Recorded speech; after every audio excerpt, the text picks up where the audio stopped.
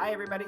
This is Tally Wells. I'm the Executive Director of the North Carolina Council on Developmental Disabilities, and I'm once again answering questions for our Ask Me Anything for our social media.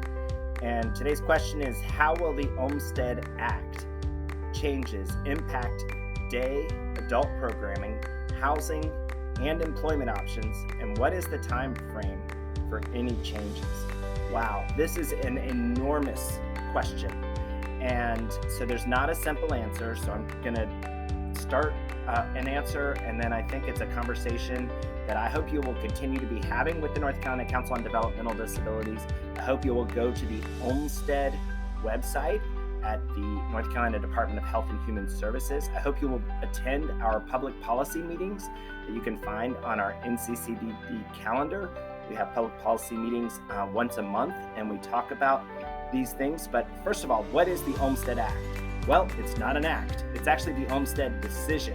And the Olmstead decision is a United States Supreme Court decision from 1999 in which the United States Supreme Court ruled in favor of two women in Georgia who wanted to live in the community rather than in an institution because they had dual diagnoses of developmental disabilities and mental health disabilities. And the United States Supreme Court said that under the Americans with Disabilities Act, the state of Georgia had to provide those services in the community when it was a reasonable accommodation under the Americans with Disabilities Act rather than in the institution.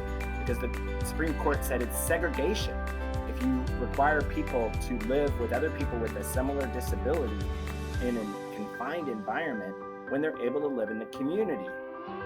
And so that case didn't just apply to Georgia. It applied to all 50 states and all of the territories of the United States because it was the United States Supreme Court making that decision. Well, North Carolina has started to write its own Olmstead plan. It's actually been writing plans off and on since 1999, but it's making a very serious effort right now. And there is an Olmstead webpage. If you Google Olmstead, Olmstead, and DHHS in North Carolina, you'll find the Olmstead page, and you can read a pretty significant report about all the services for people with developmental disabilities in the state. It talks about housing, it talks about a meaningful day, it talks about employment. And there's also been a even more recent memorandum of understanding and agreement that North Carolina has entered into around employment. And you can find that by Googling DHHS and competitive integrated employment. You can also Google Disability Rights North Carolina and competitive integrated employment, and you'll find more information about that employment decision. In terms of how quickly things are happening, there are a number of things happening right now. It's a time of enormous transformation in North Carolina. In fact, it's called Medicaid transformation. And you can also follow the information about that. The state is moving towards tailored plans in December, and that's going to have a significant impact. There'll be additional services through Medicaid for people with intellectual and developmental disabilities that will include employment. It will include community living supports, which are not housing, but are services that can essentially provide supports in someone's home.